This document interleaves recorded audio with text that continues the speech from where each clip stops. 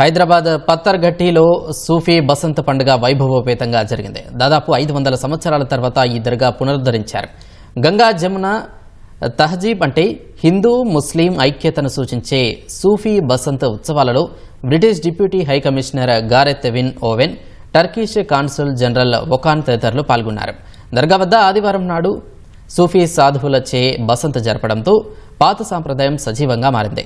సుమారు 8 శతాబ్దాల క్రితం న్యూఢిల్లీలోని హజ్రత్ నిజాముద్దీన్ దర్గాలో ప్రారంభమైన సాంప్రదాయానికి అనుగుణంగా భక్తులు పసుపు బట్టలు ధరించారు. దీంతో ఉర్దూ షరీఫ్గా ప్రసిద్ధి చెందిన దర్గా ప్రాంగణం మొత్తం పసుపు రంగులో ఉంది. చిలుకూరు బాలాజీ ఆలయ ప్రధాన పూజారి సిఎస్ రంగరాజన్ సైతం పసుపు రంగులో ఉన్న దర్గాను సందర్శించారు. ఆత్మానందకరమైన సూఫీ సంగీతం, సాంప్రదాయ నృత్యాలు, కవితా పఠనాలు ఉర్రూతలొగించి ఆధ్యాత్మిక అనుబంధాన్ని సృష్టించాయి. పూజా మందిరంలో విశ్రాంతి తీసుకుంటున్న సాధువుకు పసుపు పుష్పాలు సమర్పించారు.